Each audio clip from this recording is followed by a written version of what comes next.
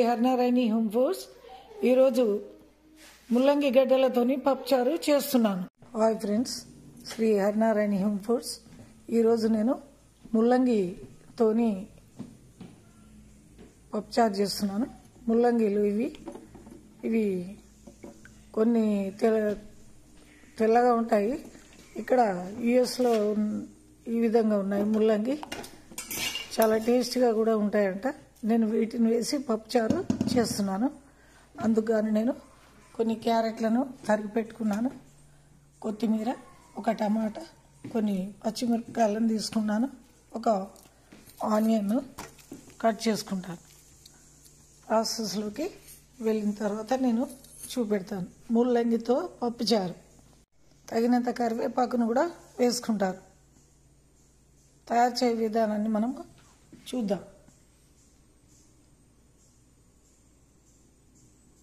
తగినన్ని ఆనియన్స్ని కూడా తీసుకున్నాను. పప్పుచారుకు చింతపండును నానబెట్టుకున్నాను. పప్పును నేను ఒక పావుసేరు పప్పును తీసుకొని 4 విజిల్స్ వచ్చే వరకు ఉడికించుకున్నాను.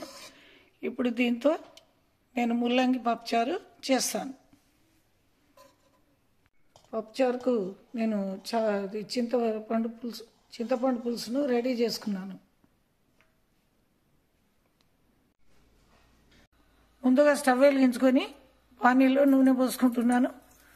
ఈ చారు చేయడానికి, పప్పుచారు చేయడానికి కొంచెం జీలకర్ర వేసుకోవాలి, 1/2 టీ స్పూన్.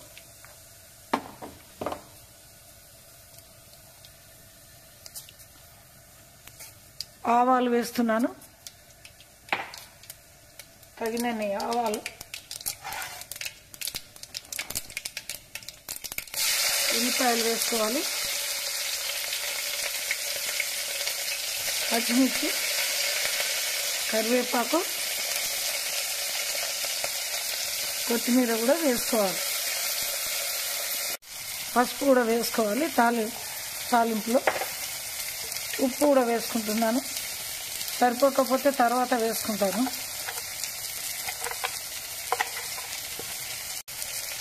1 టీ స్పూన్ అల్లం వెల్లిగడ్డ వేసుకొని ఒకసారి కలుపుకోవాలి. అన్నింటిని, క్యారెట్లు, తర్వాత ఈ యొక్క ముల్లంగి ముక్కలన్నిటిని కూడా నేను వేసేస్తున్నాను.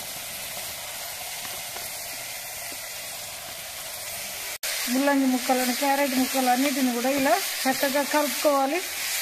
కలుపుకొని ఒక 10 నిమిషాలు వేగనివ్వాలి.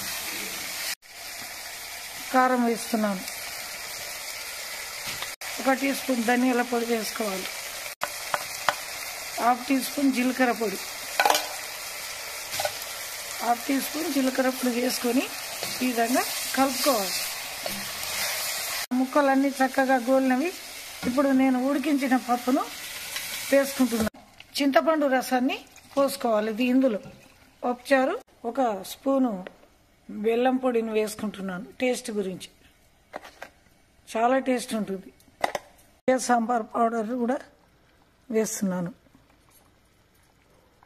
టేస్ట్ గురించి. ముల్లంగి ముక్కలన్నీ కూడా చక్కగా ఉడికాయి. ముల్లంగితో పప్పుచారు రెడీ అయిందండి. గుమగుమలాడుతుంది. జీలకర్ర మెంతుల పొడి, సాంబార్ పొడి ఇవన్నీ వేశాను. ఇప్పుడు లాస్ట్కు చివరకు నేను కొత్తిమీరతోని గార్నిష్ చేసుకుంటున్నాను. ఈ యొక్క వీడియో నచ్చినట్లయితే లైక్ చేయండి, షేర్ చేయండి, సబ్స్క్రైబ్ చేసి బెల్ ఐకాన్ను క్లిక్ చేయండి. వేడి వేడి ముల్లంగి గడ్డలతో చారు రెడీ.